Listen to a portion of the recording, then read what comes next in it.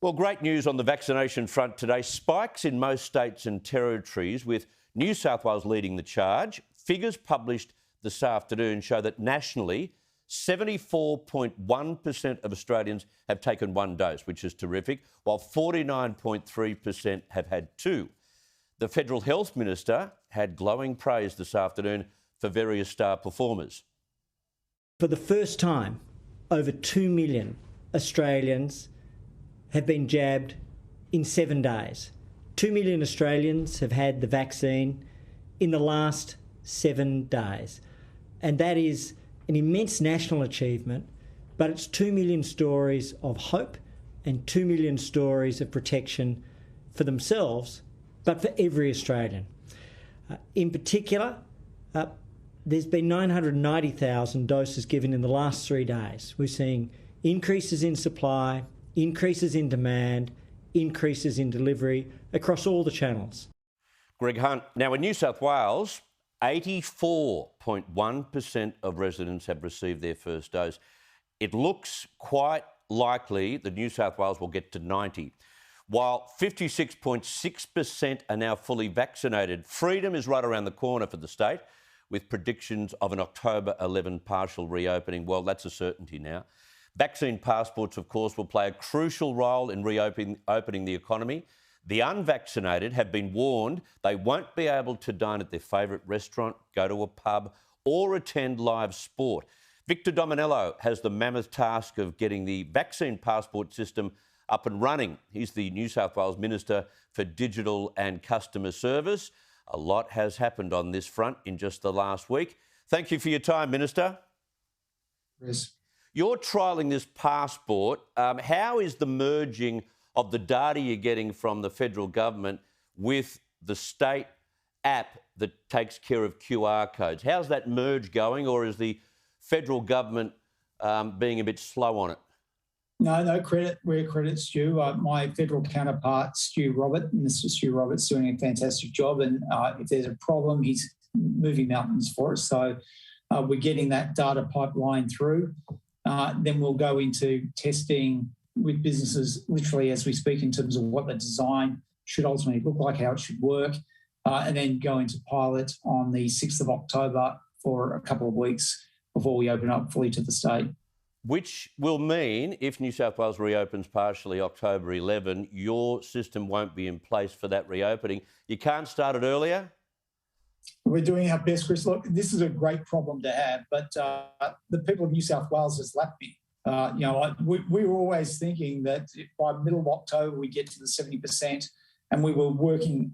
It's hard to move technology at the best of times really fast, but the people of New South Wales, to their credit, they've just stood up in relation to the vaccination rates. Like they get the gold medal when it comes to vaccination sprints. Yeah. But look, we will move heaven and earth to try and bring that forward. But at this rate, it's 6 October for a 2-week pilot. I've heard from a lot of the tech heads on radio and television talking about the fact that this particular system could be a prime target for hacking, duplicating, falsifying, so that the unvaccinated could pay a fee, and even with the new system, they could falsify it and get into venues.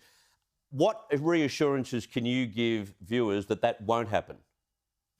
Well, there's going to be a number of protection mechanisms built to the service app. So, for example, there'll be a hologram or a polygram that you can see, so that if it's a screenshot, it's just a static image. But if it's a hologram, it moves around. So that's one anti-fraud device. Another one that we're going to build into the system is that there will be a QR code, so that, for example, if you're going into a high-risk environment such as a retirement village or a nursing home, I can then, if I'm on the other side of the line, scan that QR code and see that it's going straight to Service New South Wales, i.e. it's legitimate, not fraudulent.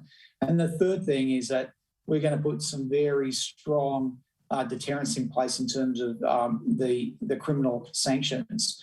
At the end of the day, this is a criminal offence. And I imagine that if you're prepared to fake accounts and create fake accounts and use fake accounts and therefore put lives at risk, I think you could be expecting some jail time. Right, okay. So what do we use in the meantime as we wait for the system to come on deck? Yeah, great question, Chris. Right now, there are three ways you can prove your vaccination status. First, call Services Australia, and they will post to you your vaccination certificate. So you'll get a paper form. The second way is to go to your Medicare Express app, download that app, follow the prompts, and you can then download your your vaccination certificate into your Medicare Express app. Mm-hmm. So that's the second way. The third way is when you're in your Medicare Express, you can then choose to transfer it to your digital wallet, so a Google wallet, an Apple wallet, a Samsung wallet. So, for example, I've got mine already I've got mine on my Apple wallet, which is there. It looks like that. Is your phone number and address there? Can I see that? No, but you can see if I took Okay, but that's my next question. That's my next question. Can you choose in the new system to reduce the amount of information on that page?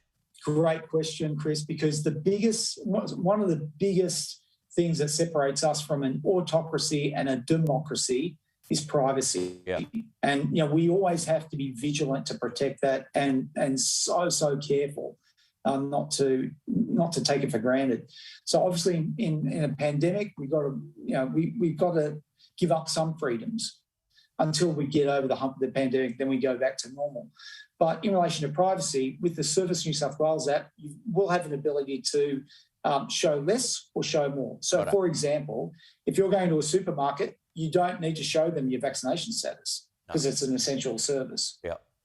Okay, last question. What about using this technology in other jurisdictions, other states, and even internationally, or will the feds come up with another app for us to adopt and merge and use? It's starting to get complicated. Surely I can use the one that you've devised in all scenarios. Yeah, that would be Elysium. That's exactly where we want to be. Minister Robert is trying to coordinate all the states and territories. But look, as you'd appreciate, New South Wales is pretty mature in its digital adoption and our capability, whereas other states and territories are on the journey. But yeah, where possible, we should be, working with each other. And to that point, we've already borrowed South Australia's model in relation to home quarantine. Yep. So this is exactly how we should be working in the future. Yes, exactly. Something that is interchangeable. Victor Dominello, good luck with that. We'll talk again. Thank you again.